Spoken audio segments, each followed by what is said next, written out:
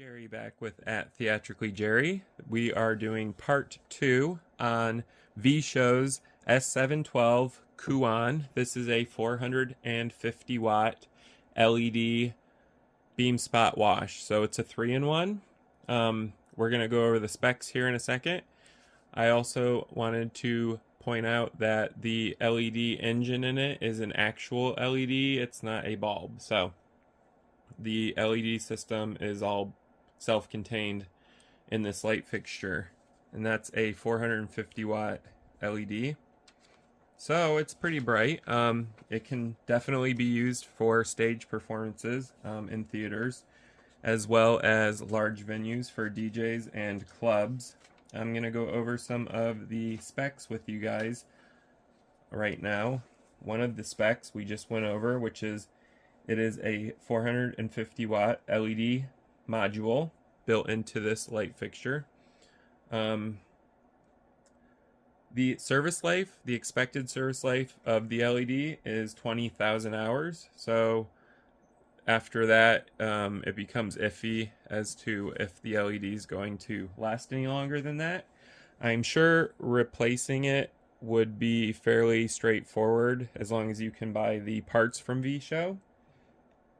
The LED temperature on this is 8500 K, so it's actually a cooler LED light. It's in the bluer range, so it's not a warm LED, it's a cool LED. The diameter of the lens, the optics, is 148 millimeters. I'm going to go ahead and show you guys what that looks like. It's a rather large lens. I mean, I have really big hands and it's making my hand look small. So the optics on this, of course, is glass. So that's another nice feature of this light fixture. The Cree I want to talk about, because a lot of the quality of light, how the light's going to look when it hits a surface, is your Cree or your raw. It's considered color render index is what it stands for. So the standard on this is 70, which isn't that great, I'm not gonna lie, but they do offer a high of 90 setting on this, so you can actually get a 90 Cree, which is way better. So the light's gonna look a lot better when this is set to 90 Cree. Speaking of settings, there's 29 channels of DMX control on this light fixture. It's not considered a lot of DMX channels, but it's definitely a mid-range for DMX control, because I've had some moving head fixtures that have over 50 channels, especially when you get into your BSWF, which is your beam spot wash framing lights. They have a lot more channels. The focusing system on here is electronic. It has 4 dimming curves. Something that attracted me to this light fixture is the dimming curves. You can actually set them in the menu. We are going to look over the menu and user interface later on in this video, but you can actually set the dimming curves here, and you have the option of linear, square law, inverse, square law, and S curve for settings. Something else that attracted me to this light was the 16-bit linear smooth dimming. We're going to take a look at that later as well. The dimming on this is great, especially at 16-bit. It's very smooth from 0 to 100%. And because you can select dimming curves, you can control the dimming however you want.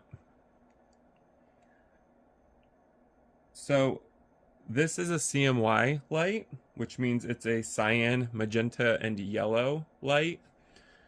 Built into it is your CMY filters. Consider them like a color wheel, except they're solid.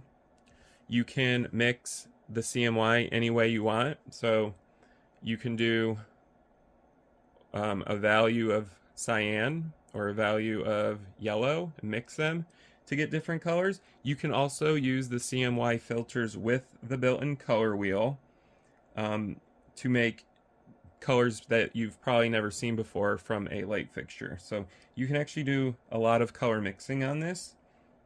The C.T.O is linear, so that's color temperature orange. It's basically setting the temperature of the light source, and you can do 8500K, which is its base light source for the LED, all the way down to 2800K. So you can do cool to warm and warm to cool, etc. of white light. It's basically controlling the color temperature of the white light coming out of this. It will also affect your color wheel. The color wheel, there's one. It has 7 fixed colors plus white or open. So not too many colors, but you don't really need a whole lot of colors because you can actually do color mixing with the CMY and C.T.O to get thousands of different colors. The static gobos, there's 12 plus open or a circle. We'll look at those later. They also have built-in glass rotation gobos. There's 7 of them, plus of course white, circle, or open. There are 2 different prisms built into this, which I love. There's an 8 prism and a 6 prism. They can be stacked and rotated in both directions, so you can actually stack both prisms together to get really interesting effects. You can also control the rotation of them, so you can get a lot of really cool looks with this light fixture. And the 6 one is a row prism, so it's going to be a straight line. And the 8 prism is a circular prism, so it's going to look like a circle. There is also a built-in frost sheet in here. So the frost sheet, basically what it does is it's going to give you a really nice like a wash. So the frost sheet is going to turn on, and it's going to actually diffuse the light coming out of this light fixture and give you a really nice wash. That's semi-typical of light fixtures, especially in this price range.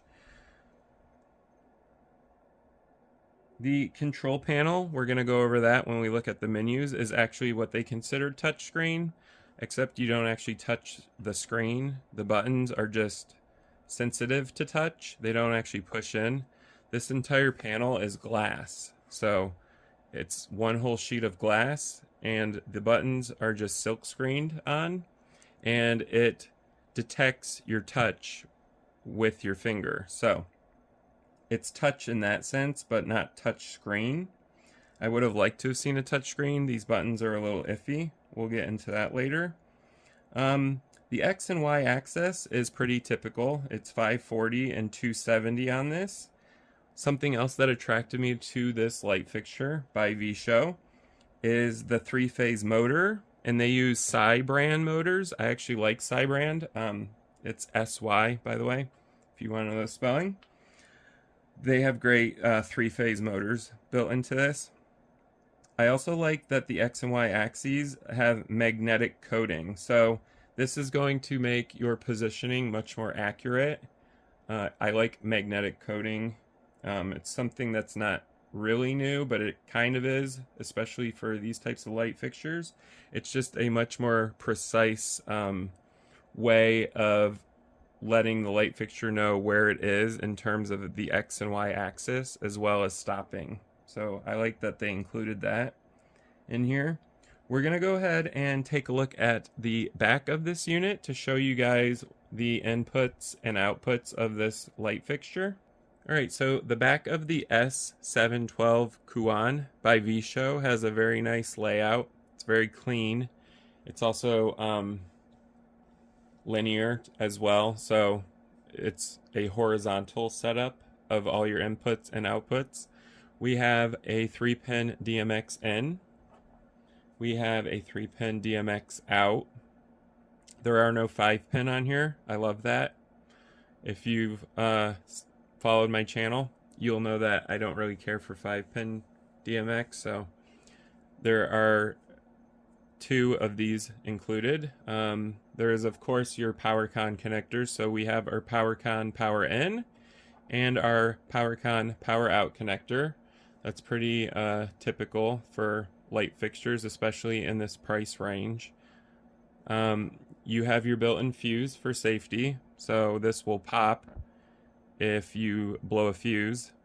The on and off switch is a really big toggle switch. I actually like the feel of it, and also the audible feedback when you turn it on and off. So it does have a very large light switch, which is easy to find in the dark because it's huge. I'm going to go ahead and plug this in, and we're going to turn it on to go over the menu options that are built in to the S712 Kuan by V-Show.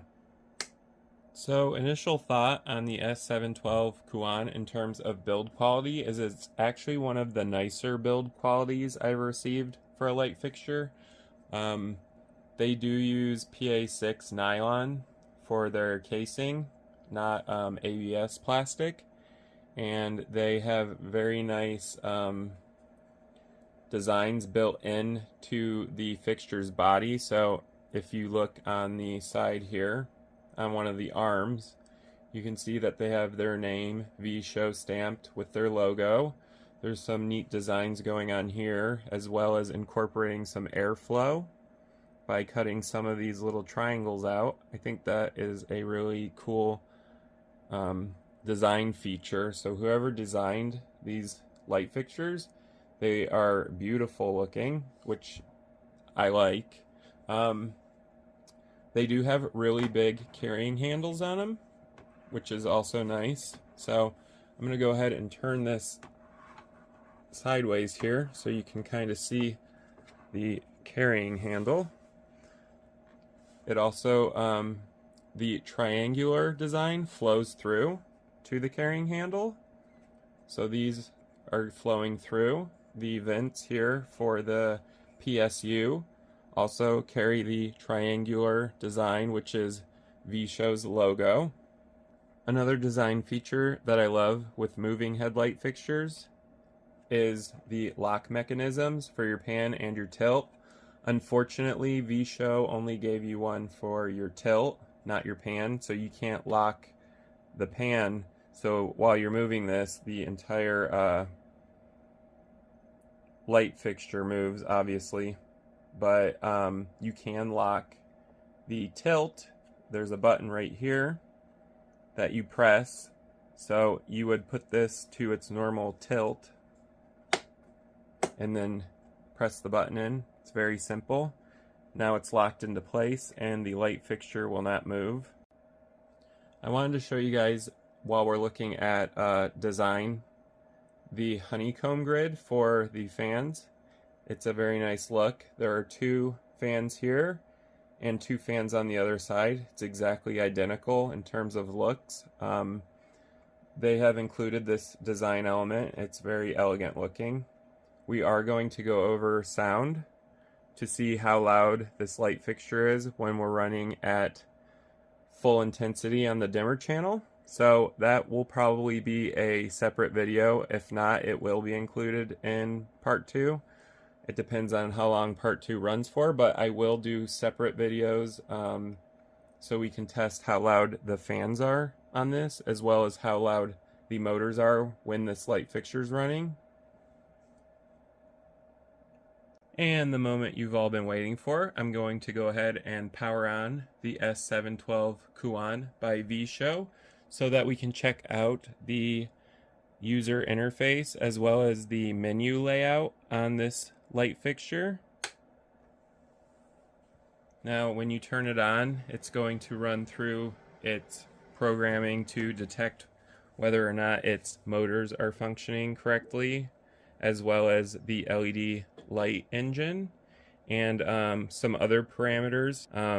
I usually find it takes about 20 seconds for this to do that, so it's not too long.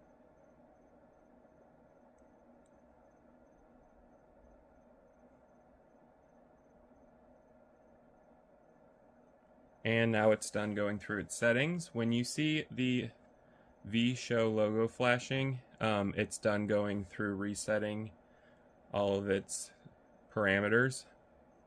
And to get this menu to stop flashing, you can just simply press any button on this menu and it will bring up the main menu of this. So let's go ahead and take a closer look at this and see how the menu layout is set up. So now that we are closer to the LCD display, I can show you guys the menu layout of VShow's S712 Kuan. So the LCD home page here is nicely laid out. It's going to show you a lot of information. So number one is it's going to display your current DMX address in large font right here. 2 is VShow's logo display. 3 over here is your DMX signal frame rate, so your frames per second of your DMX incoming channel. Number 4 is your current channel mode. So right here, I am in 29 channel mode. I do not believe this has any other channel mode, so it will always be 29.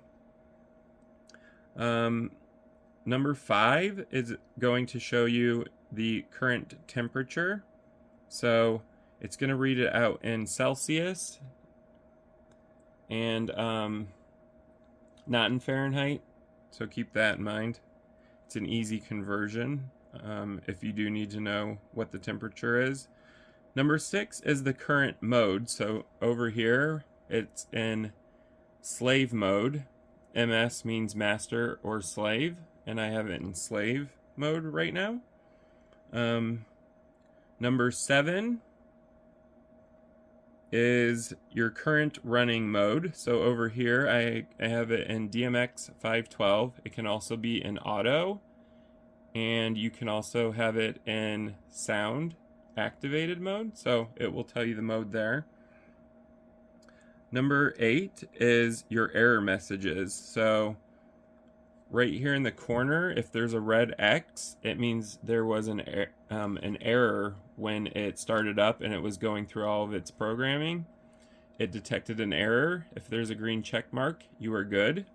If there is an error message, you can also check out and see why there was an error simply by pressing the down button. So it's going to say system errors right here. I don't have any, so there are none showing up. Number 9 here in the middle, where it says next, is to display the address code of the next fixture. So the next fixture would need to be set to 30 because this has 29 channels. So it's just a little helpful feature, especially if you're in a hurry, to figure out what the next fixture, what the next available DMX address for a fixture is. So the next available one would be 30. And 10 is the serial number display. So this is the serial number of this particular light fixture. All right, so now that we've gone over the home page, we're going to go ahead and check out the menu settings. So in order to do that, you're going to actually hit this left arrow button, and it's going to bring up your main menu. And the first one is, of course, setting your DMX address. You can set it from 000 to 255, so typical DMX values. If you go down, you have your channel mode. Like I said, you cannot select any other channel mode other than 29, so I'm not sure why they have included that, but it's in 29 channel mode. Below that is your reset. So when you select OK on this, you're going to get a reset menu, and under the reset is your motor power on and off, so you could turn it on or off. The pan and tilt you can reset, the color you can reset, your gobos, your focus you can reset, and then to get out of that, you're going to hit this left arrow again. You can also hit the right arrow. The right arrow acts as a back button. The left arrow will go to the very main menu right here. But if you're in this menu, like we just were with reset, if you hit the right button here, it will go back to the menu before that instead of the home page. So that's your reset. And the one under it is run, which we discussed on the home page. Right now it's running in DMX. You could select user interface. So this is ones you've programmed. You can select auto. It will run on its own with its built-in programs. Manual down here allows you to control the fixture if you don't have a light console. So if you don't have something to control with DMX, you can control this fixture from the actual fixture itself. So you can control your pan, your tilt, your pan tilt speed, your dimmer, your strobe, your cyan channel, your magenta, your yellow channel, your C.T.O, your color channel, your gobo wheel, your rotating gobo, prism 1 rotation, prism 2 rotation, frost, zoom, focus. They did spell focus wrong. I have pointed it out to their technicians. They said they will issue an update on that. Those are all of the channels you can control on this light fixture. There are some channels you're not going to be able to control unless you have a DMX light console. So keep that in mind. Option menu. Master and slave mode. Like I said, I have it in slave. You can select master or slave. Your pan and tilt. This is so you can invert your pan or your tilt. And you can also do a manual pan tilt. Right now it's on. You can turn that off. This menu setting I love. This is your dimmer curves. Right now I have it set to linear. You can select logarithmic, S-curve, square root, square, or linear. I prefer linear, so I have it set to linear. User programs. So you can record certain programs and this fixture will save it onto its onboard memory and it will run the light fixture. You can also clear all of them. So you can actually set up your own programs and have them run, and you don't need a light console to control that, so that's cool, or a light controller.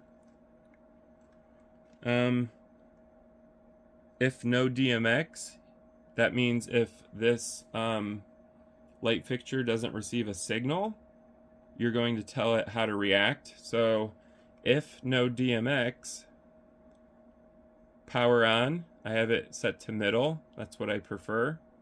And the runtime is on. You can set it to no effect, which means it will do nothing when it receives a DMX signal. Or you can have it start running a user program that you have controlled. Or you can have it as auto, so it will decide what to do. I have it on middle right now. Runtime, you can do on or off. Those are all of the menu settings that are built into the S712 Kuan. It does obviously offer a lot of control from its built-in user interface, but you'll get a lot more control if you use a light controller or a light console. Down below, options is advanced. When you go under advanced, there is an adjustment. You can adjust the factory setting positions. You do need a password for it. I believe it is just a bunch of zeros to get into there. I've done it once. I don't recommend adjusting anything in there. It's adjusted from the factory just fine. Right below that is display, and that is talking about the LCD display. So you can do a flip, and the LCD display will flip when your light fixture is turned upside down. The screensaver is set to black. I think you watched it a little bit earlier when the screen was going to a different flashing setting. That was for the screensaver black setting, which is the default. They also have a screensaver light setting, so you can choose black or light. The language setting is going to allow you to select English or Chinese.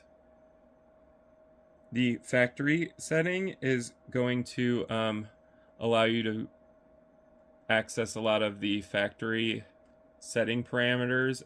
There is a password protection for that as well. And if you accidentally go into the adjustment and you screw it all up and you're panicking, it's okay. There's an adjustment recover setting. You can go in there. It will set it back to the factory default by inputting a password. All right. The very last menu is information. Information is going to show you your DMX monitor. It's going to show you each of your 29 channels on this light fixture and what their value is on their DMX channel. They should all say 0, obviously, because I'm not running the light fixture right now. System errors, I showed you earlier. You can access it by hitting the down button on the home page, or you can access it in the menu setting like I just did. It's going to display errors here. I do not have any, so they're none displayed. LED is going to show you the usage time, so how many hours the LED has been used. You can also clear those times and it will start over on its timer. That is helpful if you need a reminder for cleaning your light fixtures. After a certain hour, you can look at it and say, oh, it's ran that many hours, I need to clean my light fixture. It's helpful for that. You can use it that way. Or if you're reselling it, people like to see how long the light fixture's been used for. That as well. There is a factory test, and that's just going to do a bunch of built-in tests that the factory uses. It also needs a password because it's not something you would typically access. I believe all the passwords are a bunch of zeros for this, so it's going to work on any of those. And if you hit product code, it's going to show you something very similar to when you use RDM. So it's going to show you the light fixture's name, which is 450W, so watt, LED CMY BSW, and the version. So the version is 1.0. There are also some other codes here that the factory uses, like the build version, as well as some serial numbers. So there's not a whole lot of anything you can access in this menu. And that is the very last menu under information. So that's all the features you can access on this light fixture. S712 says that it offers touch screen abilities. However, the LCD display is not a touch screen, so touching it does nothing. Next to it are buttons. These buttons are silk screened, so printed onto a glass panel. This entire front is glass, and behind it are sensors that can sense when your finger is touching the glass. So it senses your finger touch and it turns it into a touch to display on the LCD screen. So technically it is a touch sensitive button, but it's not a touch screen. I wanted to point that out to you guys, just in case there's any confusion. The buttons, they do work, but sometimes they're a little wonky and they'll actually either freeze up, or when I press down once, it'll go down like 5 times by itself. So they're not like the greatest input that I've ever used on a light fixture, but they're also not bad.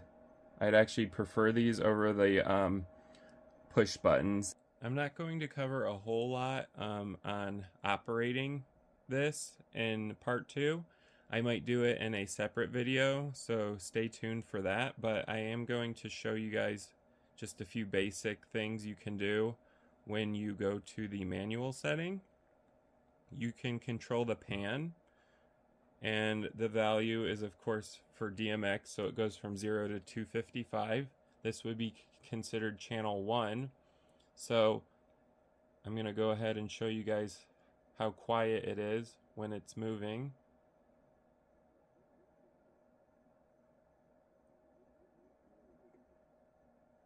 It's actually one of the quietest light fixtures I've reviewed in terms of moving heads, so that's due to the psi motors in them, the 3-phase motors. They're actually very quiet, which is great, especially for theaters and people who are doing sound recordings.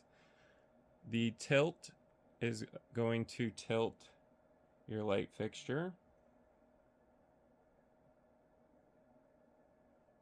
It's also very quiet. You can barely hear it running. I'm going to go ahead and set it back to 0.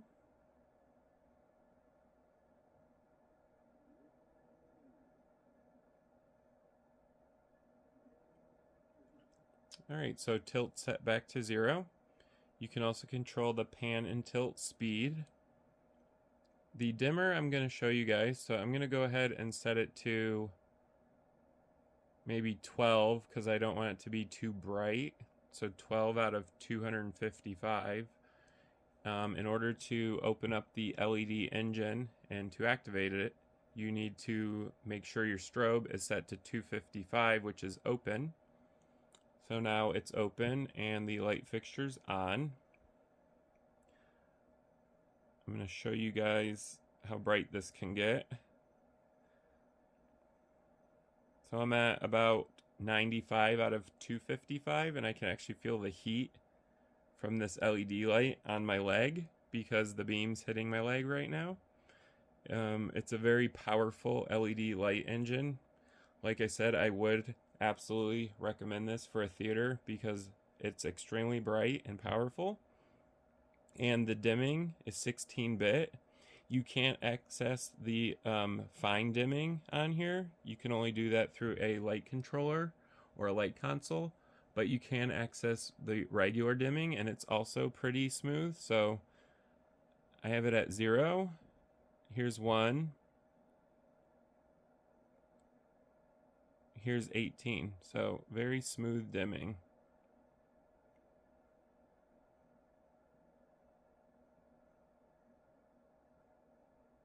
And the next thing you can do is your cyan, magenta, and yellow. So we're going to go ahead and see what those look like.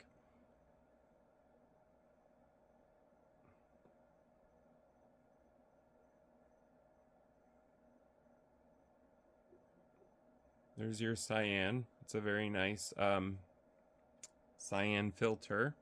We're going to look at the colors as well as the gobos and everything else in a separate review. That'll be a separate video on my channel at TheatricallyJerry, so stay tuned for that one. But there's your cyan. Here's magenta. And here is your yellow. And you can, of course, color mix any combination of those. Here's your C.T.O. So I'm going to set it to its warmest setting, just so you guys can see. It's a very nice warm 2500K, so it's very warm, and it will go to a very cool white. And the coolest white it'll go to is 8500K, which is the LED's default color temperature. So that's your C.T.O. settings. Here's your color wheel. You have a red, yellow, green.